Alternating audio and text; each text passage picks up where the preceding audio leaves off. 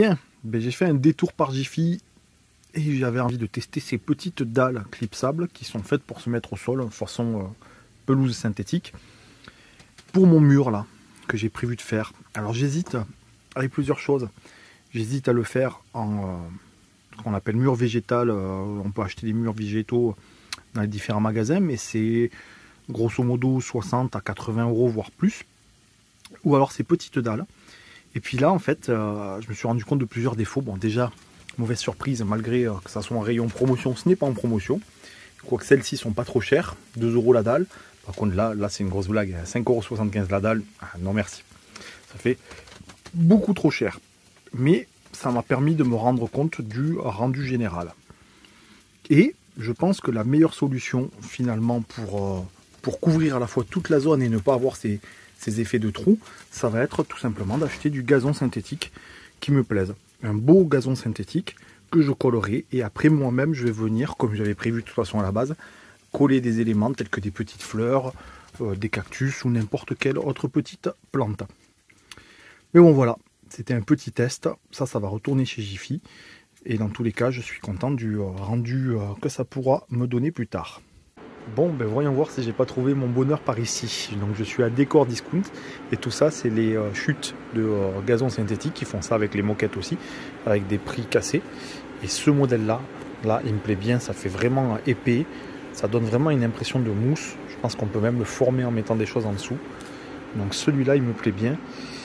Je préfère largement par exemple comparé à ça où ça fait très moquette et ça où c'est beaucoup plus terne et beaucoup plus tombant en fait. Là ça a l'air beaucoup plus naturel comme effet. Donc je vais me renseigner auprès d'un vendeur, mais celui-là me plaît beaucoup. Donc j'ai deux possibilités, j'ai celui-là, c'est celui que j'ai vu.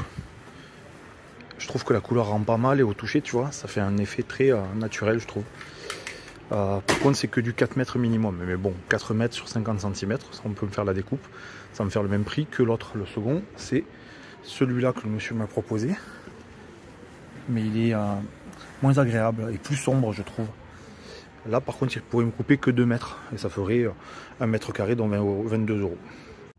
Bon, ben, j'ai opté pour le moins cher finalement parce que je m'étais trompé de prix. Le premier que j'ai vu était à beaucoup trop cher, 30 € avec minimum 4 mètres à prendre. Ça me faisait 60 € pour beaucoup de déchets. Celui-ci, j'ai pu prendre 2 mètres, donc ça va me faire à peu près la longueur. Sur 50 cm, j'ai besoin que de 28, là à peu près la moitié. Donc là, j'attaque direct. Je vais prendre les repères, couper et ajuster au cutter avant de fixer avec des petites vis directement dans le mur. Et je perds pas de temps, ça me motive, j'y vais de suite. Puis j'ai pas terminé de le poser que je suis déjà en kiff. J'ai juste mis une vis, ça se voit absolument pas parce que forcément c'est assez touffu. Et puis mais ça va être génial. On va mettre un peu de lumière. Mais franchement ça va être top.